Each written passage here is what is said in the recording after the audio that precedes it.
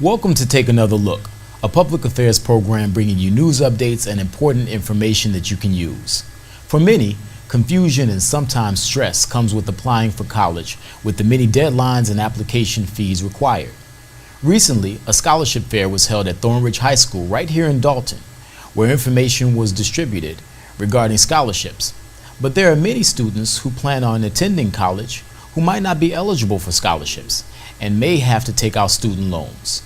That brings us to our guest today, who is a source of great information and helpful hints that hopefully will reduce some of the stress and eliminate some of the confusion for students and their parents during the process.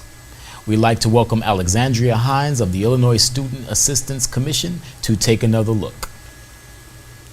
Hi, Alexandria. Hi, how are you doing today? I'm doing pretty well. Good. So tell us a bit about the Illinois Student Assistance Commission.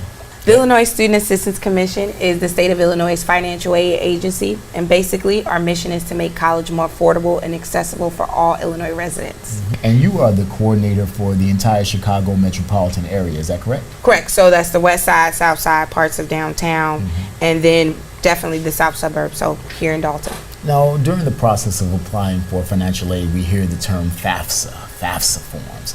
What is it? Correct. Basically, FAFSA stands for the Free Application for Federal Student Aid, and it is the first step into the financial aid process. So students complete that information as well as, their parents, if they're dependent. So basically what they would need social security number, if they're not a U.S. citizen, their alien registration number, any records of income, any information about assets, as well as the FSA ID number to actually sign the FAFSA electronically. So basically what that means is, they put all their information onto this application, and then that information is sent to the college or university. Now, there's so many different types of loans. There's guaranteed student loans, and then there's loans that are specifically for the parents, and then sometimes the students can take out loans on their own.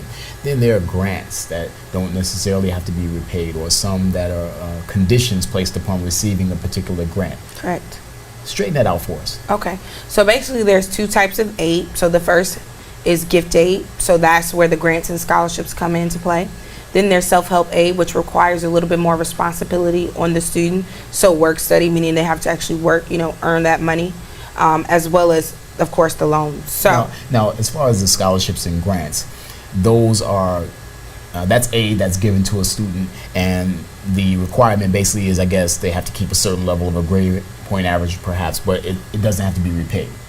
Correct. Okay. Correct. Loans, on the other hand, always have to be repaid. Most definitely. Okay. Most definitely. We just want to make sure we get that straight. Correct. Okay. Correct. Most definitely. So tell us about the different types of loans. So people are getting an education regarding loans. They probably don't like it, but Of course, being that financial aid, refers to any earned, borrowed, or given money. Loans are the borrowed portion of that definition.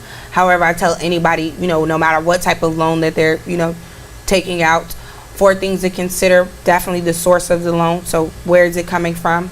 The interest rates, as well as the repayment options, the grace period, and then if it's a subsidized or unsubsidized loan. So meaning, when will the interest begin to accrue, and, who is responsible for that interest, and if it's a need-based or a non-need-based loan. Previously, the FAFSA application became available at the beginning of the year. Correct. Now that deadline or that available time has been moved up, is that correct? Correct. So now, like you said, it was January 1st. Now it is October 1st. So any student that's currently a high school senior, or if they're already in college or returning adult, or, anybody that wants to eventually, and hopefully receive financial aid, the application for FAFSA is now available October 1st. Now tell us about some of the forms that are needed and some of the documents that you'll need when applying for financial aid on the student's behalf and their parents. Correct. That's a great question.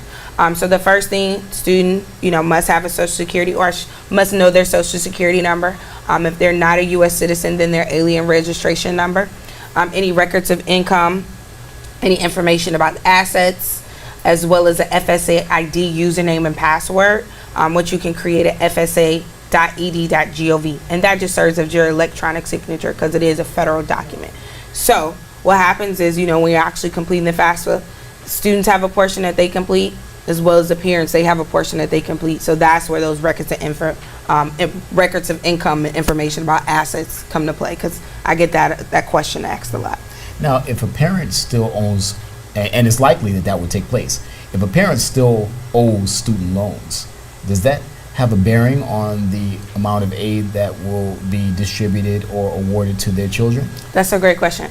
So for the most part, when a student is completing their FAFSA application, any aid that's awarded will be in the student's name, so that includes like a direct subsidized or direct unsubsidized loans, right? So of course, being that we're talking about loans, those loans will actually be in the student's name. However, if a parent is interested in taking out a loan in their name for their student, right, that is credit based. So depending upon if they're in default or the situation of their loan, that's a situation where what's the right word I'm looking for? That's a situation where it's on a case by case basis, basically. Yeah. Okay, I got you. And how can those who are trying to apply for financial aid, they have some questions, is there a number or website that will enable them to contact ISAC? Correct. Yes, there is. So if you would like to go check us out online, isac.org. Or we do have 2 reps in the area, Samantha Branch or Amber Cross. You can definitely contact them. They work within the South Suburban District. Now, one final question. I see your shirt that says college changes everything. Yes, correct. At the scholarship fair at Thornridge High School, we saw many of the young ladies walking around with those shirts on. Tell us a little bit about the slogan and the shirt. So college changes everything is basically, our agency came up with it. And basically we're just trying to correlate how, obtaining some type of post-secondary degree, whether it's, trade and vocational, community colleges, or, you obtaining a bachelor's degree, can change your life in the aspect of course, you're more likely to be employed. You're more likely, or the more likely, or the higher your earnings could potentially be.